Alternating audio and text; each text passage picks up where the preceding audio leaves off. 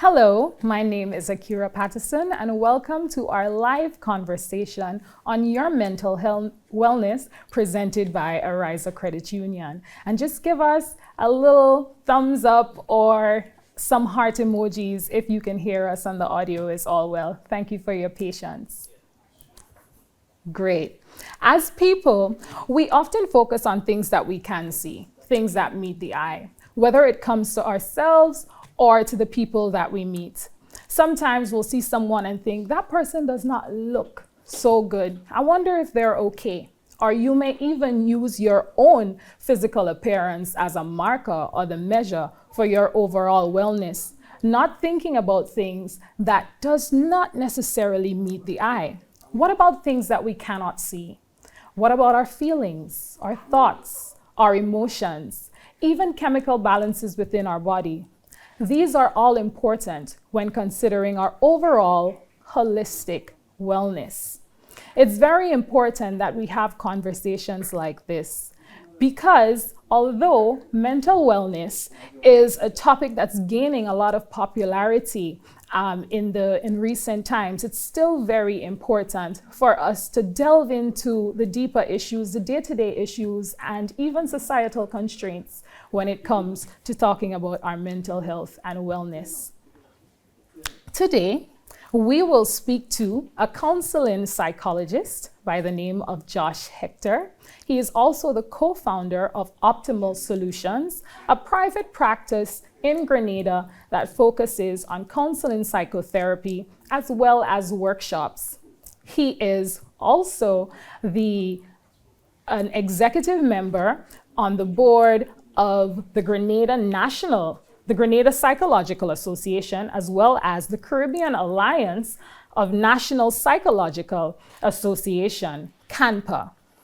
He has worked in education as well as prison services in Jamaica, Barbados, and Grenada. It is my pleasure to welcome to our conversation, Josh. Thank you very much, Akira. It's my pleasure to be here. Welcome, welcome, welcome. Thank you. And again, because of the connectivity of social media, we'll be looking forward to you sharing your questions with us that we will answer at the end of the conversation segment of today's presentation. So feel free to contact us via the WhatsApp information that's being shared on your screen. We want to keep it anonymous and also make you comfortable so that you can, feel free to access your questions. So Josh, before we head into the thick of things, there's a question that I always think about when considering mental wellness. And that question is there any such thing as a healthy mind? That's a very interesting question. And what comes to mind immediately is the fact that mental health is on a continuum and people are at different stages on that continuum. I am afraid to say that there is a healthy mind. Perchance people get complacent with their minds because the fact is our mental health is something that we actually have to protect. Right. We have to work on it daily. But yes, to an extent, a person can have a mind that is definitely functioning at a high level. So mental health can be present. But again, it's still on a continuum. Right. Can it be 100%? I don't think it would be safe to say that. Right. Well, that definitely answers my question. I think that, for me, it's very interesting because from time to time, people will think, I'm okay, I feel well today, and some people may think that they're completely, just okay and will be well regardless, but I think as we go along in the conversation, we'll realize that there's a lot more than meets the eye. Definitely. In the continuum. So let's dive into some watchwords that I think people are very familiar with when we talk about mental wellness, such as stress, anxiety, depression. But even as an adult, even growing up, stress was a word that I always heard. And it seems to, sometimes even be used so loosely. What is stress? First of all, can you give me a layman definition of stress? For me, would be my layman definition would be anything that makes me feel uncomfortable. Any situation that makes me feel uncomfortable, makes me feel like pulling my hair out, I'll define it as a stressful situation. Okay. I've actually asked people this question before, and I hear a number of things. Some people say stress is a disease or an illness, a sickness. But what stress is, it's actually a natural reaction, right? It's a natural mental, emotional, and physical reaction to real or perceived threats or demands. Let me break that down. Yes. Right? And notice I'm saying real or perceived threats or demands. So on the mental level, we have a situation where when the stress reaction comes into play, we find ourselves spiraling into negative thought. Right. So we shift from positive thinking to negative thinking. That's what usually happens. And so our emotions actually follow because we think before we feel.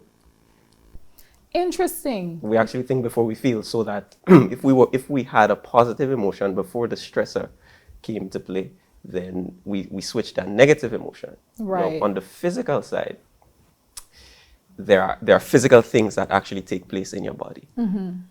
So you have stress hormones being secreted, for example. Right. What would accompany that would be might be a change in your breathing, a change in your heart rate. Right. Persons might begin to sweat. And literally feel their heart pounding. Exactly. Okay. Right, and that's the physical impact of the stress, and ultimately it's manifested in a behavior. The way we behave usually says this person is stressed right now. Right. If the said person is in control, then they'd be able to handle their behavior. If not, then Right. You'll pull your hair out and people would obviously Correct. notice that you're feeling a bit stressed. you will wear it. Right. Yeah. I mean, even thinking about stress, I know a lot of the time some people will say stress and the pressure of stress will bring out the best in them, you know? So sometimes the connotation of it is a little different, you know? People would feel, maybe I'll wait until down to the wire. You have a tendency to procrastinate. And when it gets to that deadline or, you know, you're in that situation and it's abrupt, sometimes great things happen and you're like, okay, stress is a good thing. Is there such a thing? Well, yeah, that's a good one, because there are two kinds of stress. You Right. have what is called distress. You're down and out. You can't see the lights at the end of the tunnel. Financial issues, health issues. Those issues tend to cause us to feel distressed. Right.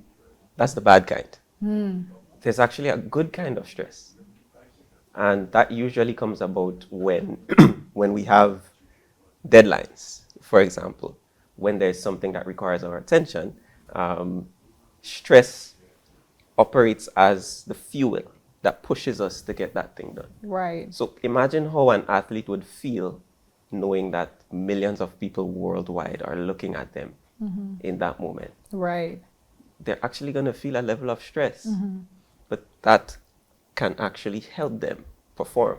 Right. Right? So, of course, I don't advocate waiting until the last minute, And because so many procrastinating. things could go wrong. Right. But there is actually a healthy kind of stress that pushes us to get things done.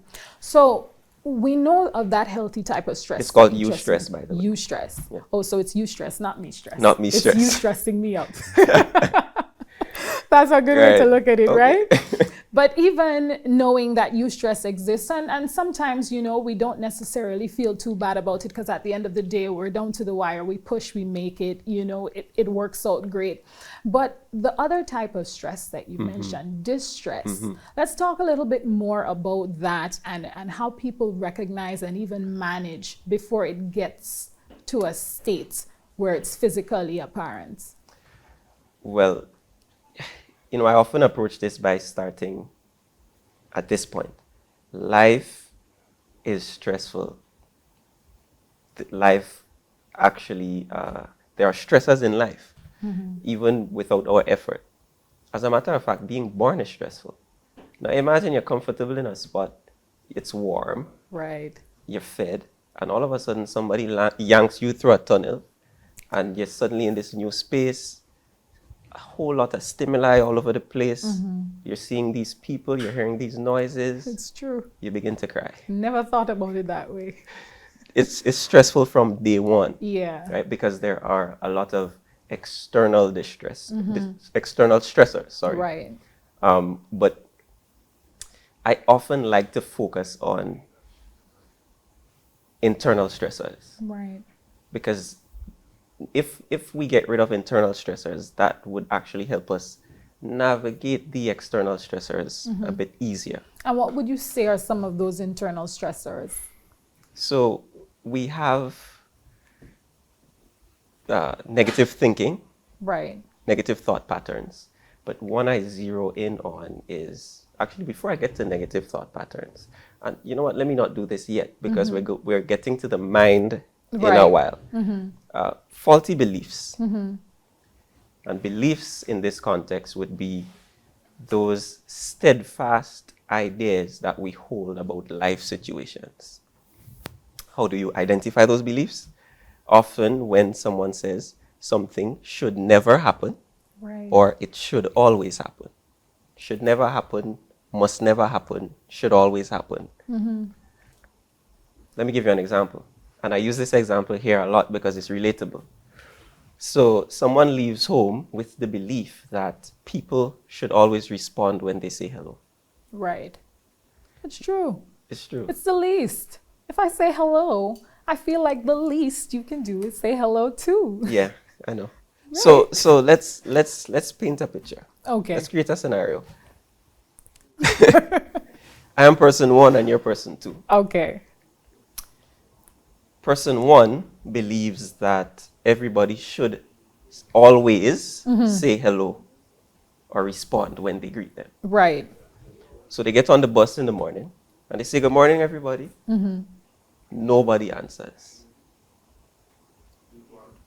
I could put myself in person one's shoes. Okay, let's swap. You're person one. Yeah. Right? You're person one. Yeah. Okay, nobody answers. But remember, you believe, Yes. before this event, you actually believe that everybody should answer. Yeah. How do you feel? I feel bad. And I say good morning Again, again. Naturally. and you might antagonize everybody early in the morning. Early in the morning. Whose fault is that? Well, they should have said hello. Okay, let's carry on. Just being the devil's Let's advocate. carry on. I'm person number two. Yes. But I actually believe that people are in control of themselves. I do my part, and if they don't respond, Okay. It's neither here nor I there. get on the bus 10 minutes after you and say, "Good morning, everybody," and nobody responds. What happens? You carry on with your Life life. goes on. Yeah. So, And life goes on in both scenarios. well, it goes on a bit smoother for me Okay. because I didn't get stressed out. I didn't get angry. Right. Why? Not because of the scenario, but because Because of of what the I belief. believe. And that's very interesting, because it begs a further question of reframing the narratives and thought patterns that we hold dear, because sometimes we grow up, we adopt these values, Josh, from society. I grew up and I come from the womb. I don't have any values inside of my warm, comforty area. Yeah. When I come out and I grow and I start, interacting with people, just viewing people, you kind of adapt how you're supposed to behave, what you're supposed to value, what you're not supposed to value. And if I'm from a household where my parents say, you must have manners, you must say hello and good morning, you expect that people will say that as well because you've been conditioned to do that. So how do we address our thought So here's patterns the and thing. beliefs? You have these values, right? And that's fine. You have this standard. You operate in a certain way. This does not say that you should drop your standard.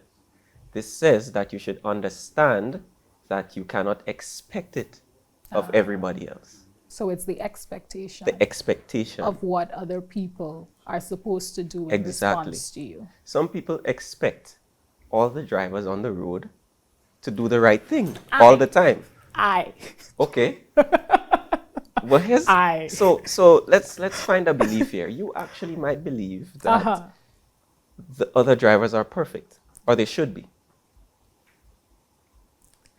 Most likely, Yeah. that's where that comes from. Exactly. So when they make a mistake, you lose it.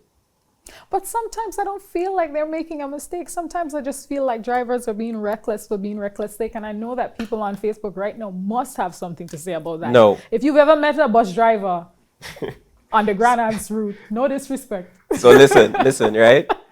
Truthfully, there are reckless drivers. Yeah.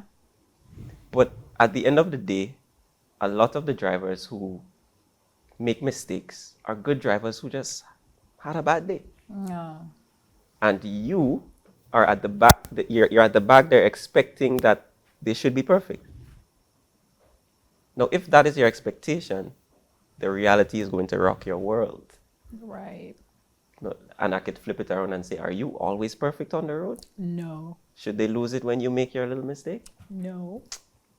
So that's how you address. I saw what you did there. You know, Josh, you just gave me like a psychotherapy lesson. No. I love this. You know, I mean, so road rage is not a thing. Yeah, it's really about people giving control to external Right. elements and not recognizing that they have that control within them. Right. Nobody should be able, or nothing should be able to touch a button. Right. Because where's your button as a human being? I've never seen a button on Right. Well, we have buttons on our clothes, but Right. But not physically on ourselves. the buttons are those things that we expect, those things that we believe. And so I call that self-inflicted stress. And actually, life is stressful enough on its own. Right. There are stressors that we have to genuinely deal with. So it's best if we do not add to that by stressing ourselves. And cause our own stressors. I think that that is a key point, you know, to even just reiterate, because the fact of the matter is that if you think about it like that, which is the way it actually is, you'll realize a lot of the times you relinquish your power for absolutely no reason when you could just adjust and understand that people are not coming from the same place that you are coming from, and you could only control yourself and you leave the rest up to others. And you're actually in a good mood most of the time. Yeah. Because those expectations are actually what you might call premeditated stress. They're just sitting there waiting to happen. Waiting to be activated.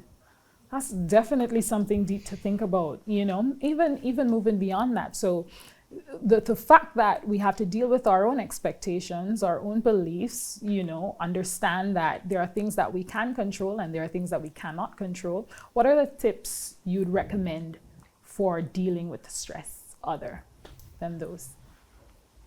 So right on the top of my list would be identifying faulty beliefs. Being honest with yourself and questioning your expectations. And if those expectations are faulty, addressing them. Right. Apart from that, I would also recommend learning how to relax. I don't mean sitting down, I don't mean lying down. Right. Because you could do those things without relaxing. I mean, signing off. Because the truth is, we are bombarded daily by so much information, so many things. So somewhere in the midst of the chaos, we need to be able to relax. I would also recommend self-care and taking care of yourself in order to remain effective. I like this when you're traveling and the flight attendant is doing the safety procedure. They often say, oxygen will come down from above in case of emergency. If there is someone in your care, secure your oxygen first of all, and then attend to the person in your care. Why? Because if you're out of breath, you can't help anybody. Right. And particularly for parents, for people with children, for people who have persons in their care. Yeah. The And best that's- way to care for them is to care for yourself. Yeah, but you see, that's interesting because it's almost a knee-jerk reaction if you have a child. I'm just thinking, as you know, as a parent or thinking as a mother, you have a child and, you know, there's a dangerous situation. There are numerous times when I would be driving or I would be in the vehicle with my mom, she's driving, and there's a sudden stop and she juts out her hand to make sure. Almost like a knee-jerk reaction to take care of the person Yeah, before. of course. But No, of course. Those are expected, right? Because sometimes there's a situation and you just have to you have to respond immediately. But I'm talking about in an ongoing, in a continuous kind of way, Right. ensuring that you look after yourself. and make sure that you are Yeah. well.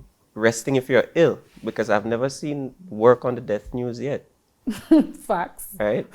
Yeah. Hashtag facts. I've never seen work on the obituaries late, you know? Yes. So we need to rest if we are ill and exercise. What exercise does is actually, it helps, it actually helps to relieve that stress by actually counteracting the stress hormone, right? And so I always say exercise and stress are enemies and exercise will always win. A lot of people don't exercise, but it's very important to do so. Yeah. And then deep breathing. If you take a deep breath right now, your lungs will be surprised.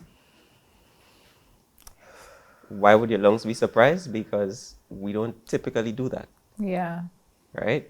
And what deep breathing does is it sends more oxygen to our brains, which actually reduces stress. Like a deep breath is the difference between knocking somebody out and walking away. Not the hyperventilating people do when they're angry, Right. but actually taking a deep breath. Do you know why we yawn Other than being tired or or, sleepy or hungry? or hungry. Right. One of the reasons is actually because our bodies just need more oxygen. Oh, And when we're tired, we breathe the laziest. interesting. And so a deep breath is powerful, right? If you sit down, you sit squarely and you take a few deep breaths, you would realize that you immediately feel better than you did before. I must admit that that's my go-to. Like there are situations that I can call some. Just yesterday, it was raining. I was coming from the supermarket. I had something in my hand. It fell down. I was thinking, oh my God, this is such a terrible day. And I thought to myself, you know what, Akira? Take a deep breath. Because if you think that way, then the rest of your day may follow through. Exactly. I took the deep breath and it wasn't so bad after all. Because a terrible moment, is not a terrible It's not day. a terrible day. Yeah. Yeah. And that's important to understand. And I'm so happy that you said that because sometimes we let one thing affect the rest of the day, sometimes a week, sometimes a month. You're going and every time you have a reminder of that, it just irks you and makes you so upset. We're not being fair to ourselves because sometimes we're mad at people and they're having a good time. Right? The person that is stressing us out is having a good time. And so we need to take that power back Yeah. so that we can be at peace. Preach. I love that. Taking back the power Yeah, because it's all within us. of course it is. Yeah. That's beautiful. So thank you, Josh. You're welcome. I'm checking out things in my own self. It's very interesting having the conversation because I'm leading the conversation, but I'm also thinking, okay, this is my session too. All right. I took a deep dive into Optimal Solutions Instagram. If you're not following Optimal Solutions on Instagram, check them out. It's Optimal Solutions GND. Yes. At Optimal Solutions GND on Instagram. And while I was scrolling, I saw this one post about anxiety. And it was saying essentially what anxiety looks like. You know, and it was a carousel post, so I was sliding. And while I was sliding, you know, in colloquial terms, a couple things fell in my pot. So I was wondering, do I, you know, have anxiety? Do everybody experience anxiety? Everybody does. Everybody experiences stress. Everybody experiences anxiety. But when the stress and the anxiety is not managed, when it spirals out of control, then you have things like depression creeping in, for example. And depression is another one of those things Yeah. that a lot of people talk about. People say, oh, I'm depressed, or this thing is depressing me. Layman terms again. But depression is not that straightforward. At least the average person who says, "Oh, I'm depressed," sorry, excuse me, is probably not. Right.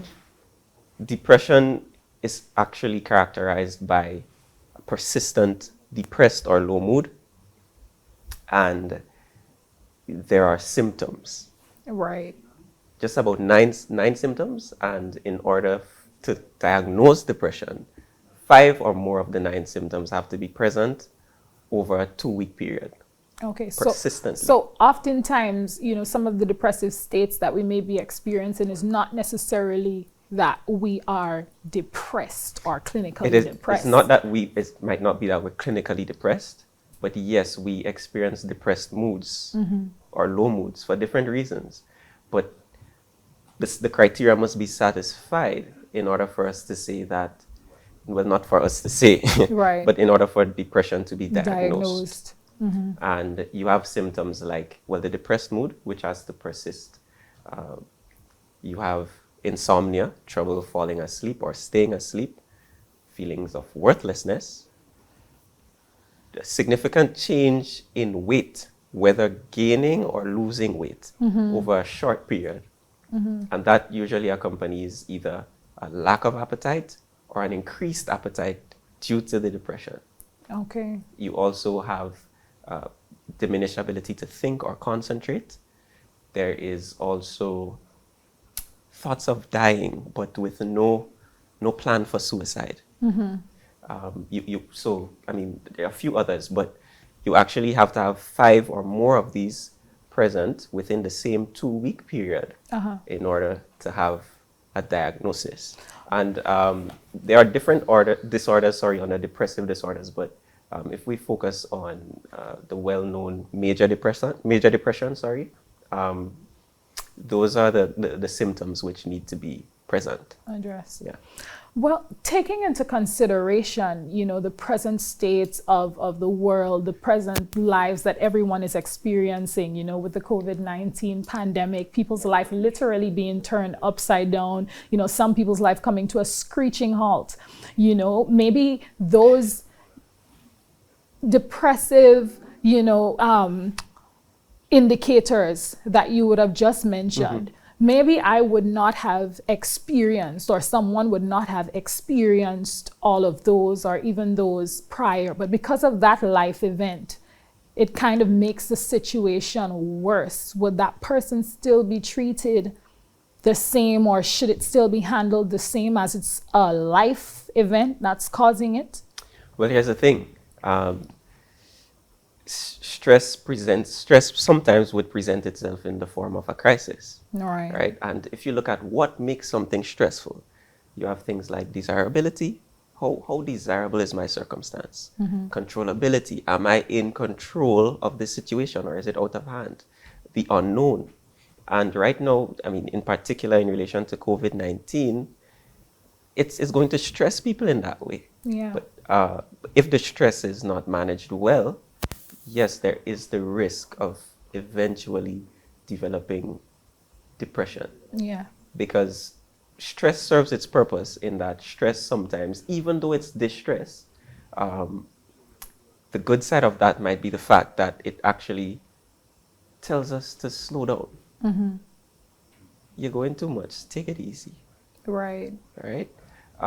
But it should not be present for an extended period.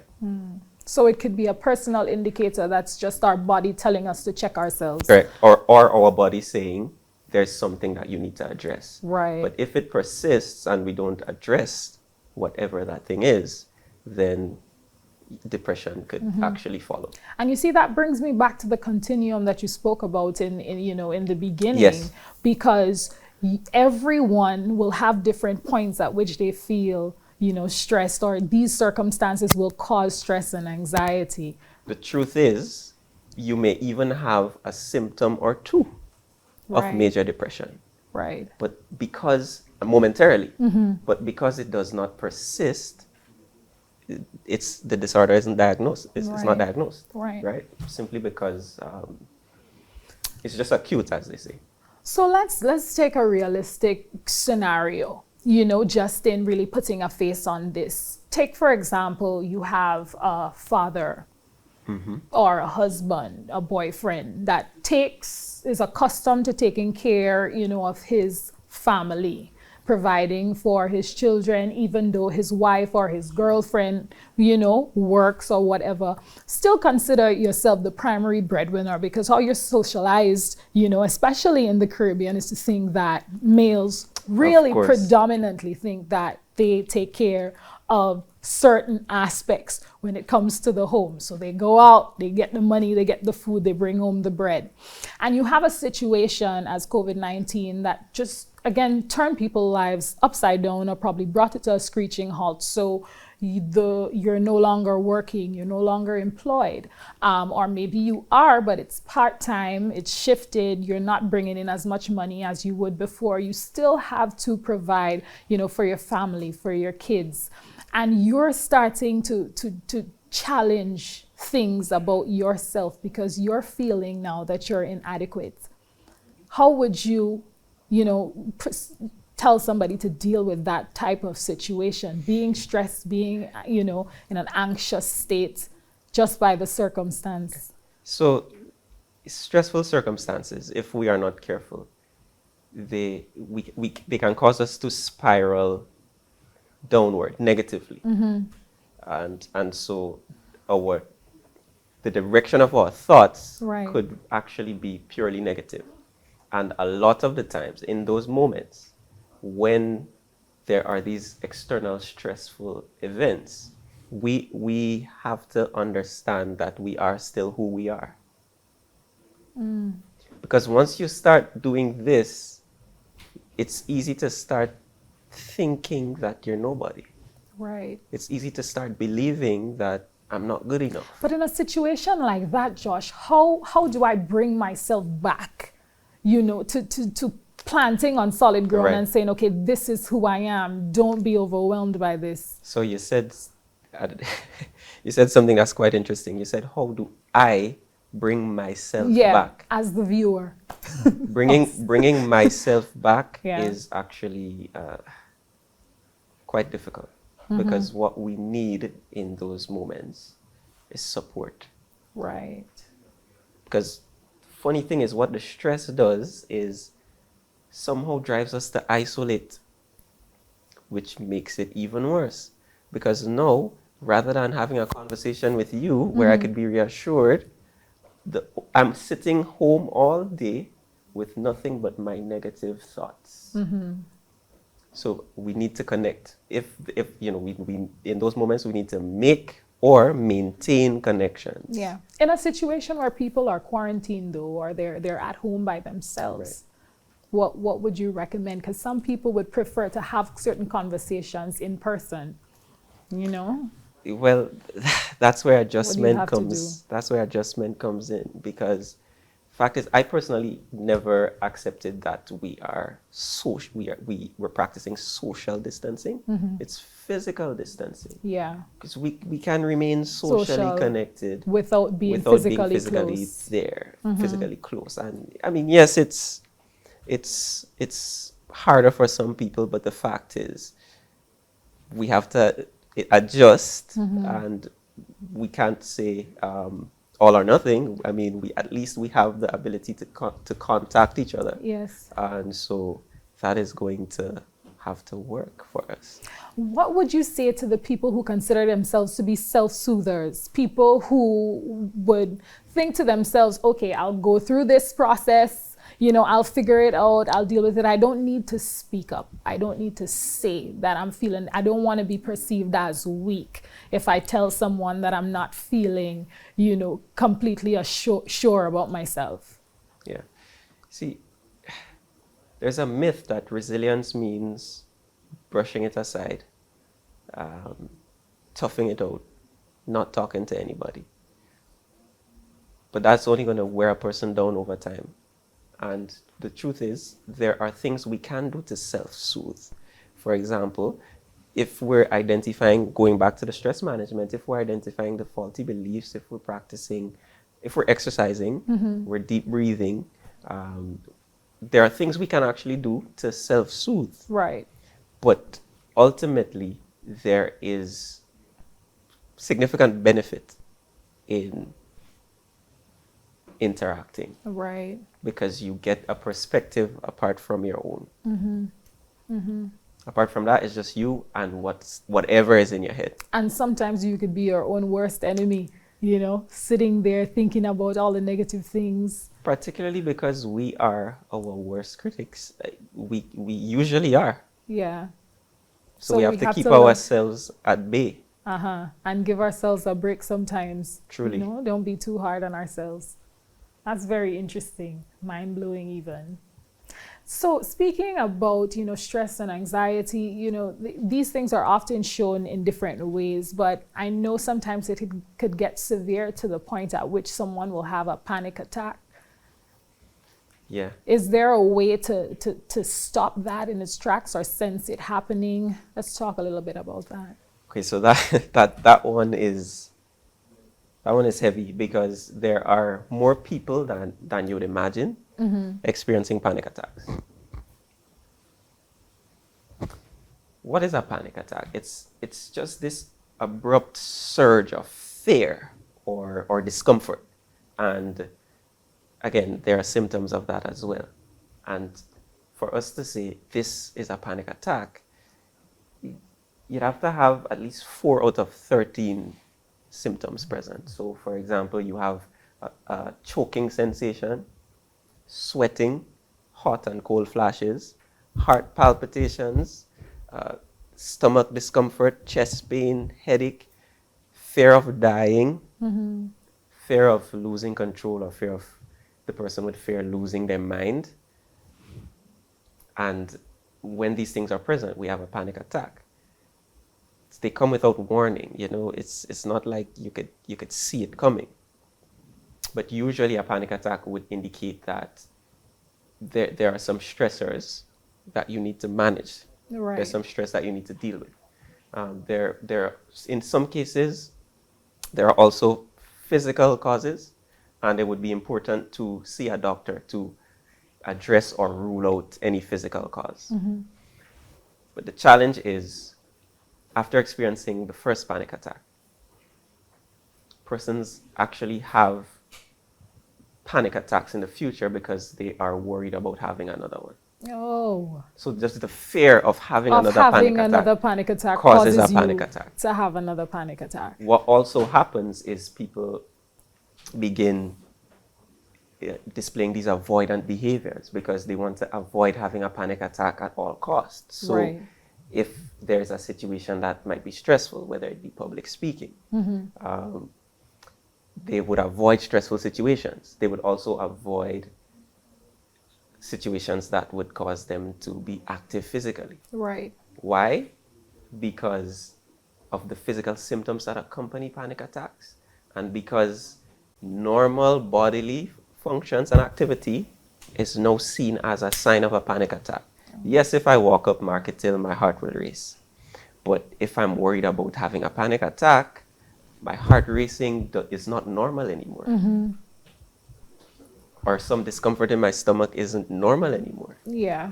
And so it's very important to guide people in the direction of normalizing things that were normal before. Yeah, that's very important. And you say normalizing things that were normal before. Yeah, because of the overwhelming fear of having another panic attack associated with the embarrassment of having a panic attack in a crowd, people wondering what's wrong with me, people might think I'm crazy. Right. So many people actually, in plain sight, fight these internal battles and nobody around them knows or notices. Yeah. And then so that brings me to my next question, because you could be living in a household, with someone, a brother, a sister, a spouse, and they may be, fighting an internal battle and you're not aware. How do we identify that to be more aware of the people that are around us and the things that they may be going through? Wow. So, of course, understanding the symptoms of depression, the symptoms of panic attacks, would definitely give a person a keen eye You know, based on what they see happening, they won't just brush it off. But also, I would say it's important to be a bit more communicative in the household, Right. So that, I mean, ideal situation, every household is a place where people feel safe and they feel supported by each other. So In an that ideal ideal, situation. I'm saying ideal, right? But even where that does not exist, no, the fact is people are not doomed to have a broken home for the rest of their lives. Right. A turnaround can be made, because it would be unfortunate for a child to be experiencing panic attacks, for example, or even depression, and the parents not noticing at all, Yeah. or they don't feel safe to say, this is what I'm going through. But you know what? Even outside of the home,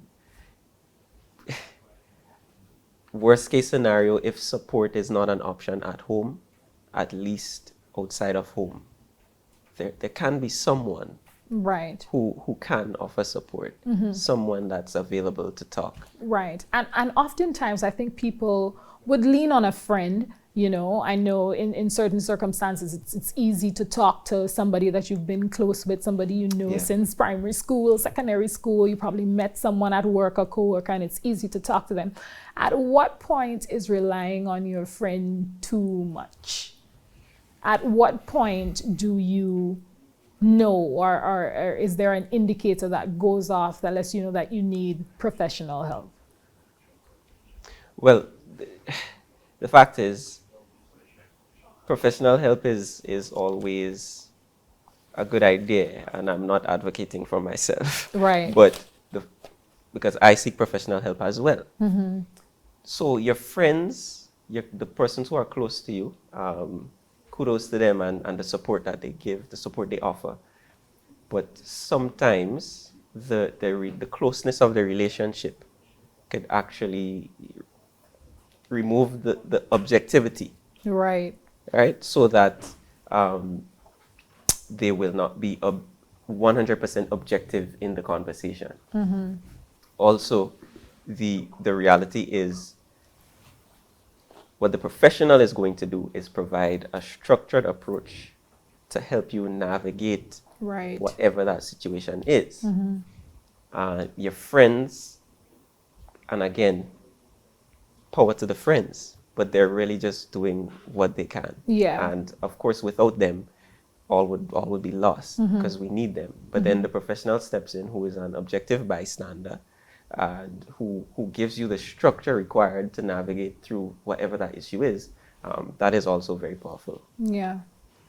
You said something there that we definitely need to elaborate more on in terms of seeking professional help. But remember that you can contact us on our WhatsApp number, 414-2285.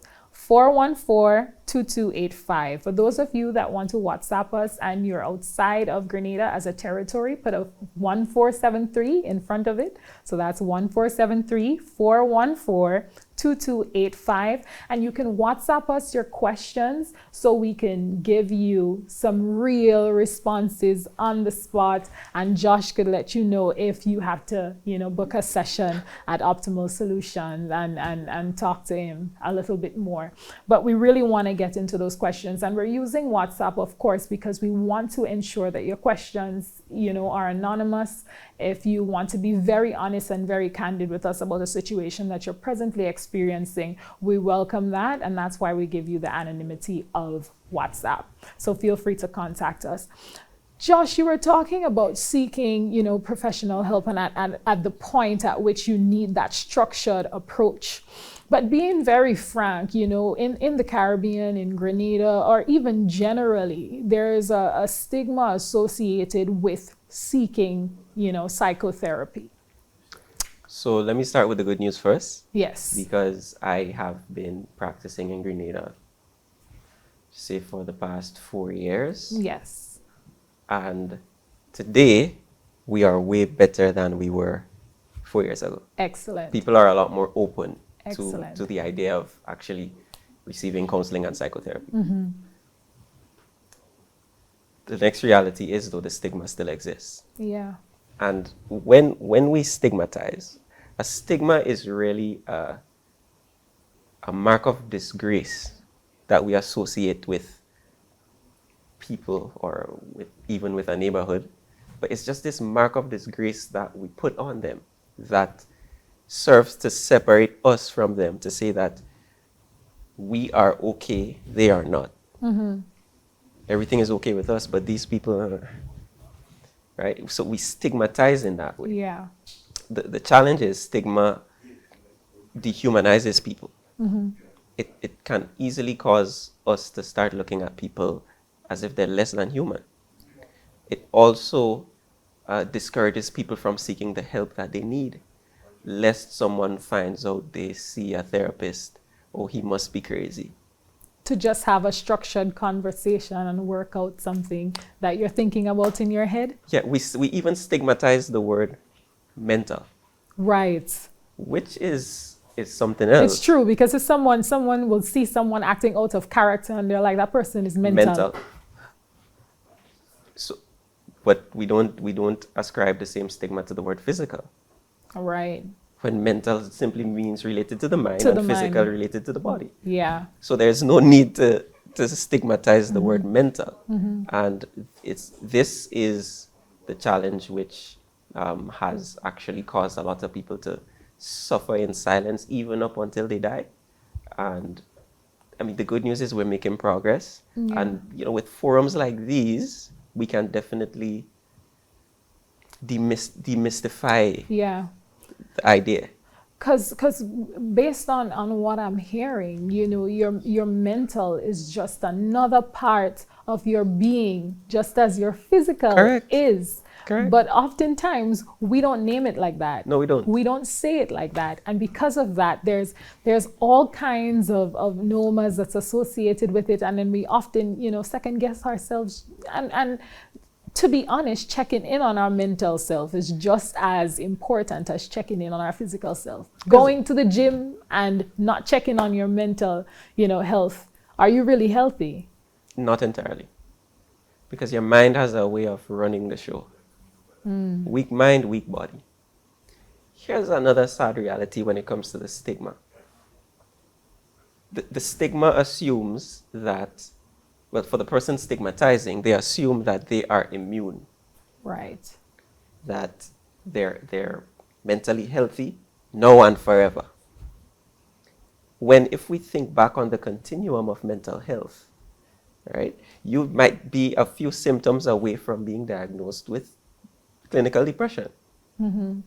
Or you might be a stressful event away from developing a panic disorder. Yeah.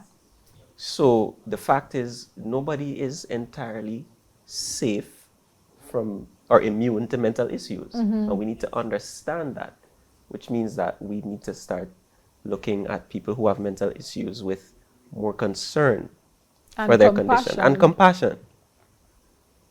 Because stigma will definitely disappear if we end up in that situation, or our family member, and suddenly we don't want the public to stigmatize us. Yeah, that's what I'm saying. So when it's closer to home, it's easier for us to really put a face on it. Yeah. And then, you know, but if you see someone else, it's like, oh, that's them. That's just a crazy person, you know? And crazy is a crazy word. You know, crazy, referring to somebody who is mentally ill as crazy is actually, It's insensitive. I was trying to find a word, but yeah, I'll go with that one. Yeah. Insensitive. And then it's a blanket statement that you put on someone that, So you sign them off. yeah. Interesting. And, you know, how do stereotypes, I know that you were speaking specifically about, you know, you would have certain stigmas and it would really like turn people off of seeking help. But labeling things, you know, labeling someone crazy, that specific stereotype, and taking into consideration what people are facing now, Yeah. you know, and then you may see in the news that someone committed suicide, and you think, could that person have been helped? Is there something that could have been done someone in the community to notice, a family member, a friend, you know? Let's talk a little bit about that, because in Grenada specifically, we've had more than, you know, our, even though it's present and it's just in the beginning of the year, maybe the statistics would show that other years it's present as well. But I can remember or recall 3 cases or instances where suicide was associated, you know, with someone or with a circumstance, an attempted suicide, or someone actually, you know, went all the way. Mm-hmm. How do we recognize that? And if we ourselves are experiencing suicidal thoughts, how do we catch that? Well, let me start with the last question. If we're experiencing suicidal thoughts, people usually know when they're thinking about dying. That's bottom line. Mm-hmm. They know when they've gotten to the place where they actually want to die, and they're perhaps thinking about how to get it done. The person would know. Mm-hmm. Because suicide is not an unconscious activity. It's something that is consciously done. Yeah. But before it gets there, if we look back to some of the symptoms of depression, feeling worthless, hopelessness, there's also inappropriate guilt, for example. There are some similarities. If we tie it back to depression, there are some similarities that we can see. There's a general theme within suicide notes. Mm-hmm. People are saying they're worthless, they're a shame, they're an embarrassment to their family. They are also saying they're just taking up space. Everybody would be happy without them. And just sometimes these thoughts exist in your head, but are not existing in real life. Because if you think that you're worthless, does that necessarily mean that you're worthless? No. You know what? It's proven that people who are on the brink of committing suicide, also, if they are distracted, if they're distracted at the right time, it could actually stop them from following through. Right? And in a sense, of course, there's a sense in which we cannot be everywhere. Even if we're supportive, the fact is somebody can still trail off on their own mm-hmm. and harm themselves. Mm-hmm. But in the process, it's important to begin to identify behaviors that are linked to suicidal ideation. Mm-hmm. Because people who begin to self-harm mm-hmm. are getting closer to committing the act, because that takes some courage. So it's like you're warming yourself working up. Your way towards that moment where you're actually bold enough to do it, by harming yourself a bit more over time. So that now follows through to, if we see or we recognize someone cutting themselves, for example. So let's be frank. What would we typically do if we notice someone is cutting themselves? Sometimes, Josh, I don't want to say it, but sometimes we just mind our own business and keep pushing. If we don't know the person, if we just notice that, we just see that. So if you don't know them, it's a bit challenging. It's a bit challenging. But if a parent notices a child cutting themselves, you tell them, stop doing that. Why are you doing that? Stop doing that. Why are you doing that? Stop it. Stop it? That's what you say. And then? And you tell them, stop it, and you move on. See, that's the challenge. If you notice someone has begun to harm themselves, that is something that should not be taken lightly. Yeah. It definitely should not, because if you take it lightly, it means that you are causing this situation to actually to be prolonged, which and it could ultimately lead to that person harming themselves, or worse, committing suicide. So someone who is self-harming needs help. And let me say this, I just want us to stop looking at it as something that is embarrassing, right? Because nobody knows what a person is going through, but that person. That person. That's interesting. And that is the crucial point right there. So I would encourage parents also, you want to be sure that you don't hide your child harming themselves because you don't want people to find out.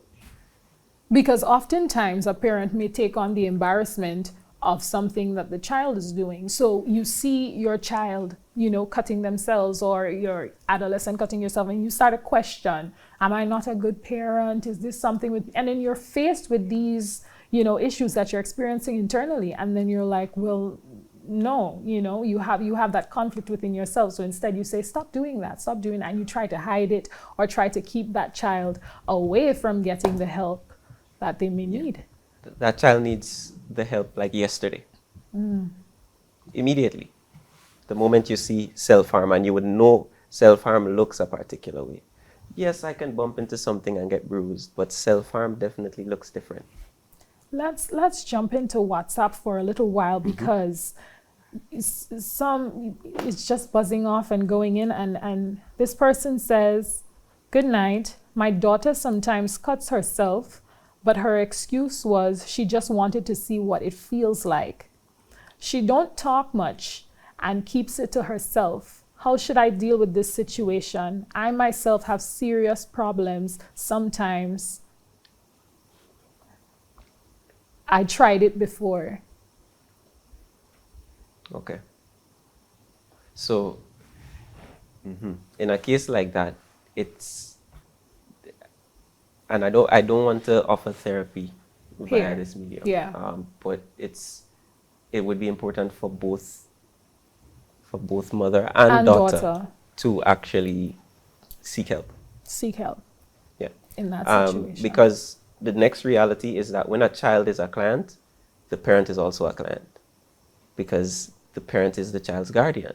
So after you work with the child, when they leave you, the parent has to actually take over. Right. So the parent is a client as well. In the case of a minor, that is, somebody underage, then the parent or parents would be a client as well. Yeah. So Josh's recommendation for that would be to seek help Definitely. immediately. Particularly because of the silence. Yeah. That is a bit. The silence is troublesome. a strong indicator of something more. So that is the recommendation. And like yesterday, so you're tuned into this for a reason. This is possibly for you. Reach out and seek help. Josh was just saying that he himself, has a therapist. And I guess there's no shame in therapy. There's no shame in that. Yeah. So definitely seek help. Optimal Solutions, we have the contact information. You could feel free, check them out, or even send them an email or a call. We have the information. We'll share it on the screen, but you can send an email, info.optimalsolutionsgnd@gmail.com. That's the email address. Reach out. Let's take another question. How do I help someone who is depressed and in their mood, or depression drains my energy? What are some of the ways or suggestions for an individual to effectively manage stress? So those are two questions that one person asked. But the first one is essentially, how do they prevent someone's depressive mood from draining their energy? Wow. So, that's a big question, because, professionally, there are things that I would do to guard against being drawn in. Now, if this is somebody that you are close to, then you're actually going to have to set some boundaries for yourself. And if we look back to the idea of self-care in order to be effective, if you don't set that boundary and you allow that person to drain you out, right, then you're also not going to be of much help to them anymore. So the power again lies with you to understand, how that is affecting you, and not allow it to do so. Yeah, and then you also have to be able to, when I say boundaries, I mean as if you are available 24/7, it means that you're pretty much a hotline. So you're that go-to person for that person. No, I'm not saying become unavailable. But at some point, if you're always available, how do you tend to yourself? And once you see it this way, tending to myself is going to help me manage helping this person, Right. then it's actually quite powerful to practice self-care. So there you definitely go. The boundaries are very important. Yeah. And then the second part of the question was, what are some of the ways or suggestions an individual can effectively manage stress? You hinted to some of that earlier on, probably the person just joined in. So. Oh yeah. So I guess I can reiterate. I hope all of it makes sense if a person has just joined. We spoke about managing expectations, Yeah. ensuring that your expectations are not unreasonable. We spoke about exercise, self-care, as I just mentioned, learning to say no. That's a big thing, you know, Josh. Learning to say no. A lot of people are stressed out because they cannot say no. They like saying yes or being there for people, and they think that to do that, you have to say yes all the time. What would you say to that person? Yeah, what I would say is this: if you keep on giving and you're not receiving, and people keep on knocking, eventually you could find yourself in a position where you resent those people. Not that you want to be there. But it eventually happens, and none of us want that. So it's very important for us to find those times and just check on it. Because I don't know. I haven't met a person who is the savior of the world. And I'm not even being mean when I say that, but it's just for us to understand how critical it is for us to take care of ourselves. Very important. And I'm pausing because I really wanted to resonate with people that a lot of the times you really need to take that time for yourself. Concentrate on yourself and then see how you can be there for that person. Again, the scenario with the airplane. Put on your oxygen mask first. And then assist the people who are next to you. The individual that we spoke to that commented before and asked about her daughter, she said that sometimes she feels as though there is no one to help because the space, is so small, and she has experienced different forms of abuse as well, and it's damaging to her, and she feels as though people treat her badly. So again, the physical space, Josh, may not have anything to do with it. It's just a matter of reaching out and seeking that professional help. Yeah, definitely. And I mean, of course, we definitely can't go too deep with that. But just listening to the circumstance, it's definitely a cause to reach out for professional help. Right. Yeah. Okay, let's try to take some more of these questions really quickly. If someone has a sleeping problem for over 10 years, would you consider that as depression? Well, not automatically. Because the other signs. Not automatically. I mean, there are physical contributors to that as well. So it would require a meeting, an interview with that person, right, to find out where they are and what their experience is before saying that this is depression. So this could be more, it could be depression, but it could be something else. So again, the recommendation is to seek, professional help. I would say the first thing, in a case like that, seek a doctor, first of all, because physical issues contribute to sleeplessness as well. Okay. Yeah.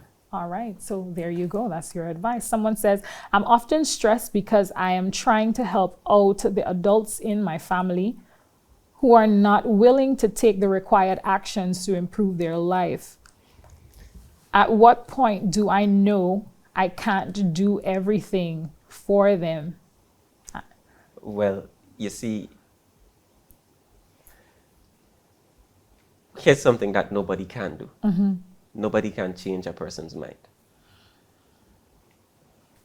We give suggestions, but we cannot change a person's mind. The onus is on them. The onus is on them. And so in a case like that, particularly if you're fighting this this battle for years and years, then at some point you have to, well, not even at some point, up front you have to recognize that the responsibility is theirs and not yours.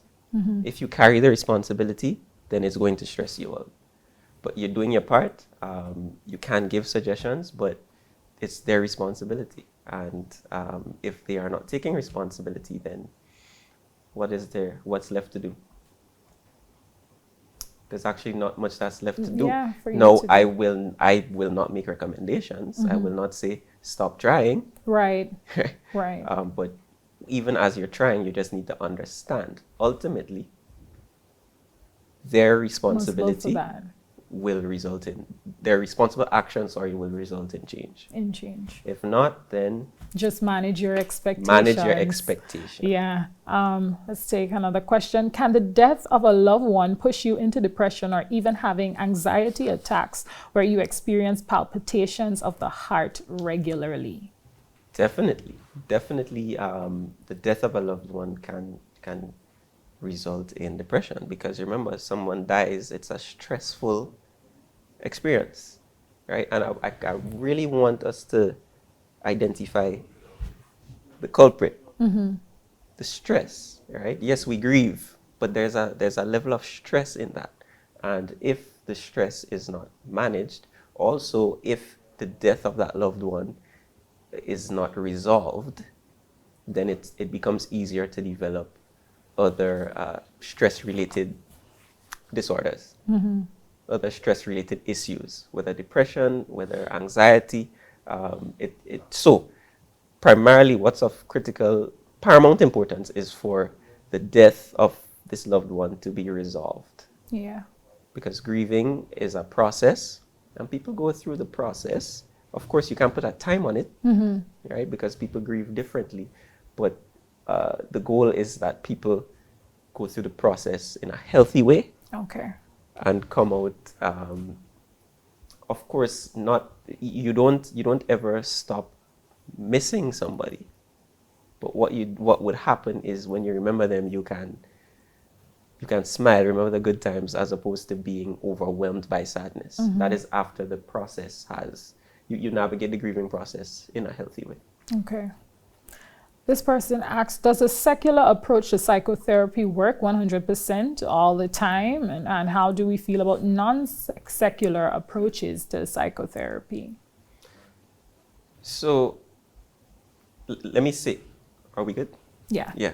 I'm a Christian.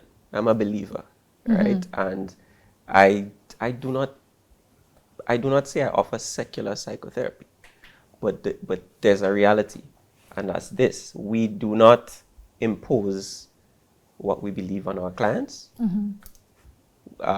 If a client wants to go that route, then sure. Yeah. But if not, then we don't broach a subject that the client is uncomfortable with. If a person wants what you would call spiritual counseling, then there are people they could go to for that. Right. But apart from that, approaches work. I cannot say that a secular approach will not work. Right. Approaches work for different people. So essentially people have to find what they're comfortable They in. have to find what they're with, comfortable with. Try it, and then if it doesn't work and you move on, you try something else. We're strapped for time here, but this last question, this woman said, please, how do you deal with being home with the kids all day, the stress associated with that? Wow. No, I definitely, for people who have that issue, I definitely empathize with them, because I'm just imagining being in a space and children are running around for the entire day and they're draining your energy. I think most importantly, it's a good time to develop some routines, Yeah. right? So that the children understand this is how the day is going to go. Because if not, Then it's chaos. going to be chaos. Yeah.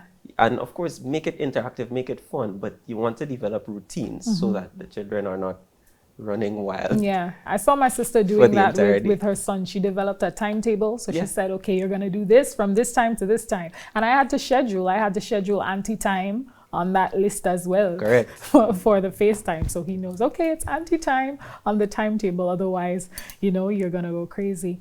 Josh, thank you so much. You're welcome. Thank you so much. Just in your closing remarks, is there anything, general that you just want to say to wrap up the points and some of the issues that you've heard here? So many people have so many other questions. I will give them your contact, Optimal Solutions contact information. You can direct your questions there, but just to round off this session. Yeah, if I could recap and make it quick, I would encourage us all, myself included, to take back the control that we've given away. Right? Yes, life is stressful, but we want to ensure that our internal environment is, in the midst of the chaos, that our internal environment is at peace. Otherwise, it's going to be difficult for us to navigate. It's going to be difficult for us to be effective, and we need to ensure that we remain in control of how we feel. Yes, things will rock our world, but we have to, as much as possible, remain in control of how we feel. And lastly, it is high time to end stigma. Right? I think that we're getting to a place now where we can understand that mental is not a bad word. Just because physical illness is not a bad word, mental illness is also not a bad word. And the same way we can go to a medical doctor for our physical issues, nothing is wrong with seeking help for our mental issues. Definitely. My strong takeaways from this, again, managing that expectation, that really resonated. And just from some of the questions that came in, some of these things could start with managing those expectations. So I know that people would definitely take that. Your control, which is important and internal to you. I think that's very strong. And then the stigma, when you consider everything that's going on right now, I think everyone's continuum has been rocked. And Definitely. we see it through the news. We were hyper anxious about COVID even before it got to Grenada, just looking at the world situation, it being here now with the US and in Grenada and in the Caribbean. We have so many family members, in the US. So sometimes the pain and the stress that they experience is experienced right here with us, So there's a lot that's happening and that people have to deal with right now. But I think it's important for people to understand that you are not alone. Definitely you are not alone. We are all experiencing different levels of this at different times. This is one time when the phrase "we're all in this together" actually it's not a cliche. It's not a cliche. We in it together. Yeah, definitely. So I want to thank Josh Hector, counseling psychologist. I feel like we could go on and on and on and have continue having these conversations. Thank you so much for the questions that you've sent in. I try to get to as much of them as possible. There are some others. So what I would leave you with is the information for Optimal Solutions and their services. You can contact Josh and his team through the great work that they're doing in counseling psychotherapy. Their email again is info.optimalsolutionsgnd@gmail.com, or you can contact them 443-2894. That's the landline. Or you can WhatsApp, just like you were WhatsApping us. It's the 21st century, to 421-6159. The WhatsApp cell, again, 421-6159. In destigmatizing mental health, conversations such as this are very important. And as a brand, Ariser Credit Union recognizes the necessity for having these conversations in fostering holistic development. It's very important because, as Josh brought to the fold today, there are several things that affect people at different stages in their life. And it's important to understand that we are all in this together. As an inclusive brand as an inclusive credit union, it's very important to understand that we must be compassionate for the people around us. We must leverage the resources that we have around us to help each other out during these times. So I'm so thankful for Ariza Credit Union for making this conversation possible. There were so many people that gave realistic experiences that they're going through right now. And we have to understand, if we have to achieve our goals or even attain financial wellness and financial freedom, it's very important that we focus on our mental health in our holistic development. So again, we hope that this discussion was resourceful to you. And remember that you are not alone. We want to thank again, Josh, the entire team at Optimal Solutions. We also thank again to you, our viewers on Instagram, Facebook, WhatsApp. Such a pleasure. Thank you for joining us. Thank you for giving us your questions. Those of you that need to seek extra help, it's okay. It's okay. The counseling psychologist has a therapist. It is okay. And then we want to thank TRN Communications, our production team, making sure that this live stream was going good and ensure that all of you were able to hear and be a part of this conversation, a part of this discourse.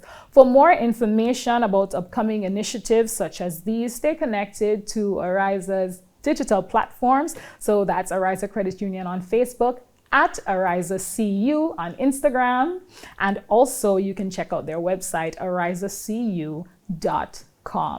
My name is Akira. Thank you very much. Have a blessed day and guidance in your goings.